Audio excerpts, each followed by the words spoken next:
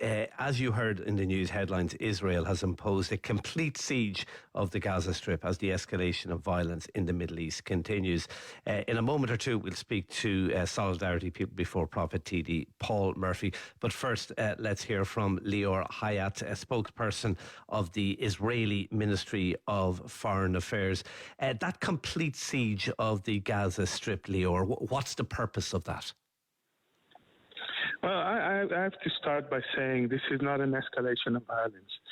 We're talking about a brutal terror attack that caused the death of, the official numbers are 700 people that were murdered and massacred and executed, but the real numbers are much higher. And we're in war.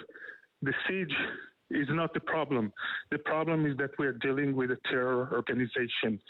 Hundreds of terrorists entered Israel on Saturday morning, murdered in cold blood families in their homes, old people.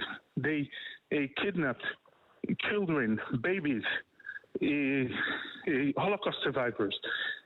If you're talking about the siege, you're completely off on that of what's going on. What's going on is that we're still counting bodies.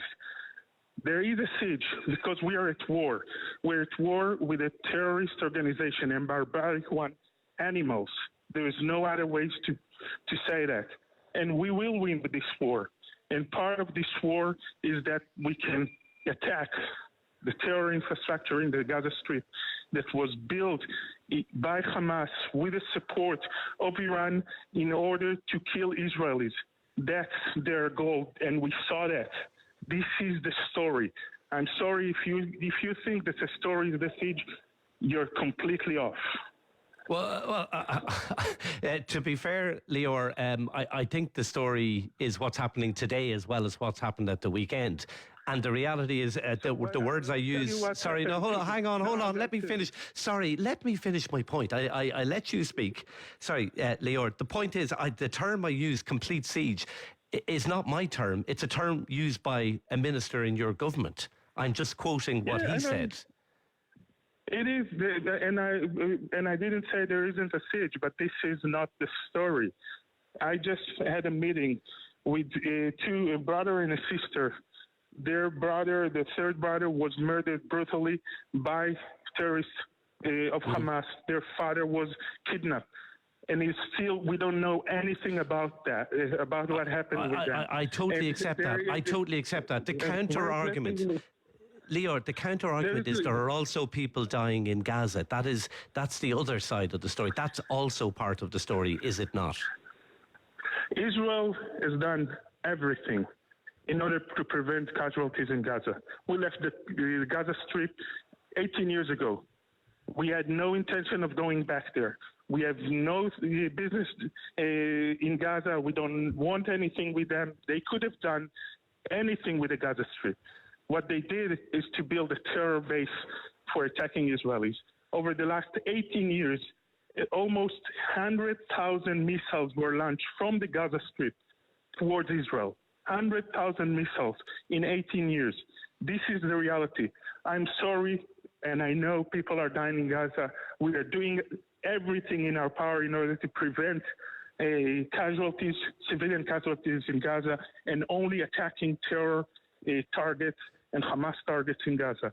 Okay. This is the criticism. No, let me finish, please. Well, you have made your point. To be fair, the criticism of Israel. It's exactly the opposite of what Hamas is doing.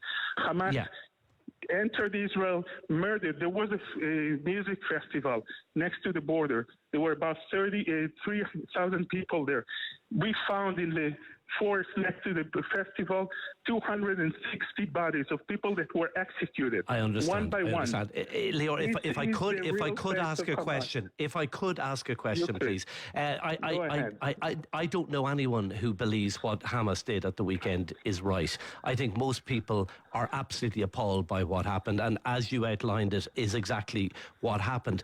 The counter criticism would be, and you said that Israel had no interest in the Gaza Strip. The criticism of Israel is that over the last 15 years, you have made the Gaza Strip unlivable, to quote the UN human rights envoy, and that it was a pressure cooker waiting to blow because of the blockade, because of the economic conditions, because of the lack of food, the lack of water, the lack of electricity? First of all, the facts are not true, but I'll just say the one thing. Last week, a few days before this event, Israel allowed 18,000 Gazans to enter Israel to work here, because we understand the terrible situation they live in under Hamas terror organization control. The wages that they get in Israel are about 30 times higher than what they get in Gaza. So the idea was to help the people of Gaza and the economy of Gaza, because we do want to live in peace with the people of Gaza. They are not our enemies, but unfortunately they are controlled by a barbaric terror organization that is financed by Iran and is controlled by Iran, and and those are animals.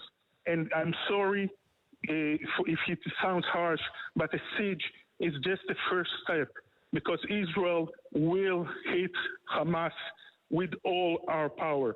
We are at war. It's a war against terrorism, and we will win this war. And it will take a long time, I know. But after this weekend and the terrible things we've seen, there is no other way. There is no way we can live in a situation, in a reality, where in the other side of the border there is a barbaric terror organization that is capable of killing us. Lior Hayat, thank you so much for talking to us. Lior Hayat, their spokesperson for the Israeli Minister for Foreign Affairs. Let's bring in Paul Murphy now, People Before Profit, TD. Paul, we'll get to what's happening in Gaza in a second, but first off, do you condemn the Hamas attacks at the weekend? Well, it's interesting. You just had a spokesperson on for the Israeli government, which has openly declared that they're committing war crimes right now in Gaza by targeting the population of Gaza, over 2 million people, for collective punishment by cutting off food, medicine, electricity. And you didn't ask him, who is actually a representative of the government, to condemn those actions. Well, he was hardly going to condemn his own government's actions. That's a ridiculous point, Paul, with all due respect. But I think that's precisely the problem, is, of course, like, the loss of any life is to be regretted. But the idea of turning the tables here and attempting to present the victims of oppression as the problem here for fighting back, I think, is the problem with the whole framing.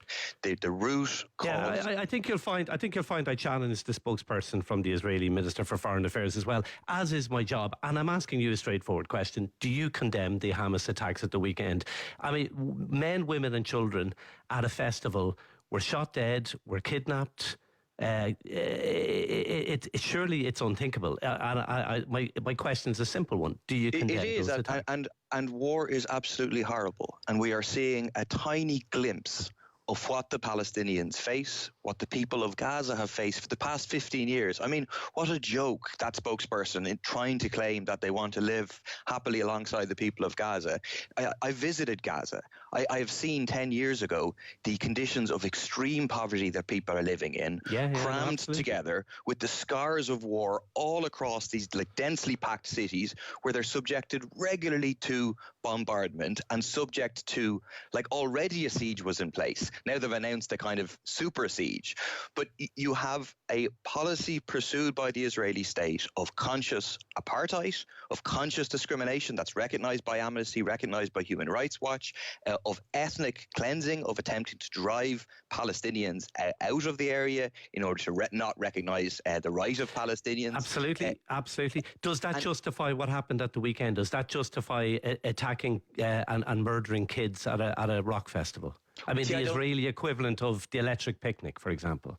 See, I don't think it's a question of justification. It's a point that if you cage people for 15 years, as they've done to the people of Gaza, people are going to fight back. And people tried, let's be clear, in March 2018, there was a March of Great Return where people from Gaza peacefully marched to these checkpoints and were mowed down by Israeli bullets. Over 200 people were killed, 46 children. These are completely innocent, peaceful protesters, over 8,000 people injured. So the Palestinians have and that was tried widely this. condemned. That was widely condemned internationally. It may have been condemned internationally, but US imperialism continued to give $3 billion a year in military aid. The EU continued to integrate Israel into the European economy and provide huge level of financial support. So it may be condemned in words, but in reality, the so-called international community continued to turn a blind eye to the oppression, the mistreatment, the discrimination against Palestinians.